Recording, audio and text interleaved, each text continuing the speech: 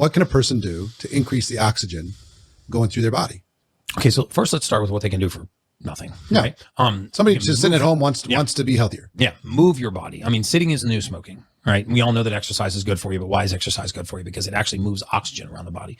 What I tell people to do is I teach them to a breathwork technique that takes about 4 to 8 minutes every morning. I do it like clockwork. I don't think I've missed a single morning in what's the foundation? Almost 3 years. Yeah. It's 3 rounds of 30 deep breaths, very, very strong inhales. This is a Wim Hof method. I need to give credit to the man that came up with it. He's the Iceman. He's the founder of Breathwork. I do 3 rounds of 30 deep breaths with an exhale hold in between, an inhale hold, and I start again. Because remember that even if somebody wants to look this up, they just look up the Wim Hof method? WIMHOF. Yeah.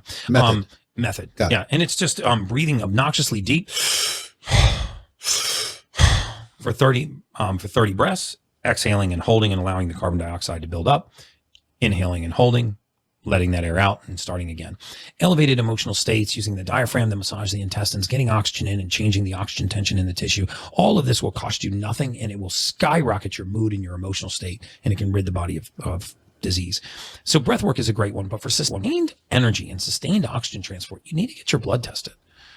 Most of us have P&Ls and balance sheets and income statements for our business. We don't have the first idea what's going on in our blood and what's going on in our genetics. And we need a roadmap for our bodies like we have for our business. And I'm not saying you do it through me or my company. There's plenty of great physicians and clinics out there that can do a blood test on you, find out basically where your hormones are, what your nutrient deficiencies are, and how well you're controlling your blood sugar. Those 3 things will have more of an impact on your lifespan and your health span. Say it again. The first thing is to find out how well you're controlling your blood sugar, right? Your glycemic profile, glucose, 3-month average of your blood sugar called hemoglobin A1C, and insulin. Insulin is killing people.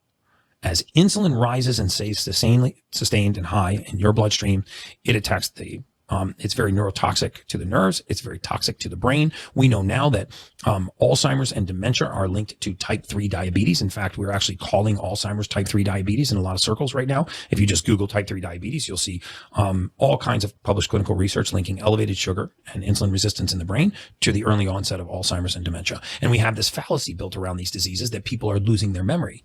That's actually not true. They're losing access to their memory. And access can be restored. Right? Your memory is not actually leaving until the tail end of Alzheimer's. The access to the memory is being affected. So if we could reduce our sugars, right? If we could keep sugars low and become more insulin sensitive, that is a marker for longevity. The second thing is we need to correct certain nutrient deficiencies. Big ones are vitamin D3 and B12 are major ones. Zinc and magnesium are the others.